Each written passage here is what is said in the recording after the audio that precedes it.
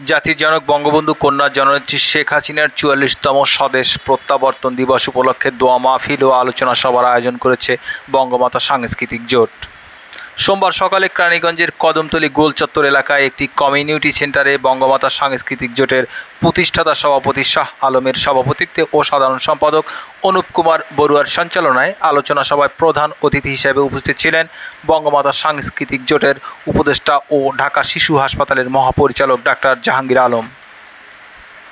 এ সময় বক্তারা ১৯৮১ সালের ১৭ই মে বঙ্গবন্ধু কন্যা শেখ হাসিনার স্বদেশ প্রত্যাবর্তনের প্রেক্ষাপট তুলে ধরে সেই দিনের ঘটনার আবেগপূর্ণ বক্তব্য প্রদান করেন। আলোচনা সভার বিশেষ বক্তা জাহাঙ্গীর শাহ খুশি রাজধানীর আরামবাগ এলাকায় তৎকালীন ইডেন গার্ডেন হোটেল এলাকায়, যেখানে ১৯৮১ সালের ১৪ ও ১৫ মে আওয়ামী লীগের সম্মেলন থেকে শেখ হাসিনার দলের সভানেত্রী ঘোষণা করা হয়েছিল, সেখানে একটি স্মৃতি ফলক স্থাপনের দাবি জানান। এতে অন্যান্যের মধ্যে বঙ্গমাতা সাংস্কৃতিক জোটের সহসভাপতি সাখাওয়াত হোসেন, ঢাকা জেলা আওয়ামী লীগের কৃষি ও সমবায় বিষয়ক সম্পাদক আশরারুল হাসান আশু, দক্ষিণ কেরানীগঞ্জ থানা আওয়ামী যুবলীগের সভাপতি মাহমুদ আলম সহ বঙ্গমাতা সাংস্কৃতিক জোটের বিভিন্ন নেতৃবৃন্দ উপস্থিত ছিলেন। সমঝোতায় পৌঁছলেন, বাংলাদেশ আওয়ামী লীগের সভাপতি হবেন, ব্যবস্থা করেছিলেন বেগম ফজিল রতন নেশাবতী। কিন্তু ওই বিড়ম্বনারা পিতার সম্মান হানির ভয়ে বিবাহে রাজি ছিলেন, কিন্তু কর্মকাণ্ডে আমার পিতার নাম লিখতে পারবেন না বলে আপত্তি জানিয়েছিলেন।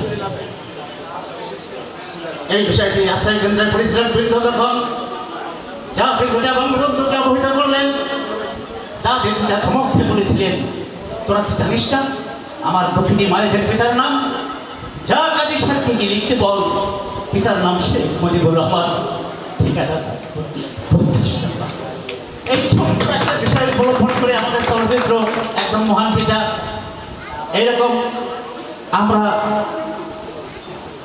আমাদের মাননীয় প্রধানমন্ত্রীকে নিয়ে আমরা বই লিখছি, দুর্গম পথের নির্ভীক ছাত্রী শেখ হাসিনা।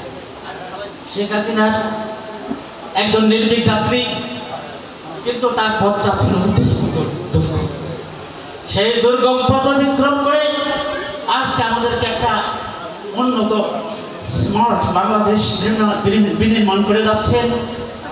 আমরা শতবর্ষের জাতির পিতা এবং বিশ্বের বিরল এক মহিষী নারী বঙ্গমাতা, আমরা একের পর এক সৃষ্টিকর্ম করে যাচ্ছি।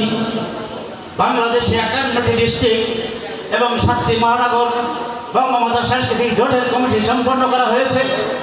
ইতিমধ্যেই বাকি জেলাগুলো সম্পন্ন করে আমরা আগামী ডিসেম্বরের মধ্যে আমরা মাননীয় প্রধানমন্ত্রীকে প্রধান অতিথি করে ছড়ক উদ্যানে বঙ্গমাতা সাংস্কৃতিক জোটের একটা বৃহৎ অনুষ্ঠানের আয়োজন করব, কাউন্সিলের আয়োজন করব।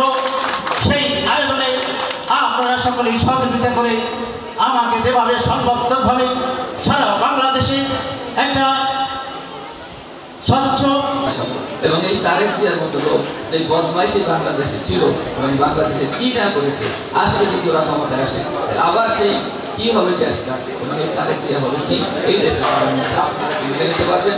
তারেক জিয়ার মতো একটা বদমাইশি দেশের প্রধানমন্ত্রী হবে, এটা আমরা কখনোই মেনে নিতে পারবো না। তাই আমরা চাই 2020 সাল, এখন 24 সাল, 30 সালের মধ্যে আমাদের এটা কি হবে, আমরা সাস্টেনেবল ডেভেলপমেন্ট গোল করব। সাস্টেনেবল ডেভেলপমেন্ট আমরা মিলেনিয়াম ডেভেলপমেন্ট গোল অ্যাচিভ করেছি। সাস্টেনেবল ডেভেলপমেন্ট গোল আমরা 2030 সালে অর্জন করব। হেলথ সেক্টরে সর্বস্তরের সেক্টর আমরা অর্জন করব এবং 2041 সালের ভিতরে আমাদের গ্রামের শিক্ষাটা যদি বেঁচে থাকেন, তাহলে আমরা উন্নত থেকে উন্নত দেশকে, আমরা এখন মধ্যমায়ের দেশ থেকে আমরা উন্নত দেশে রূপান্তরিত হব। সেই জন্য আমরা সবাই মহান আল্লাহ তাআলার কাছে কায়মনোবাক্যে প্রার্থনা করব যে আমাদের জন্ম মাননীয় প্রধানমন্ত্রী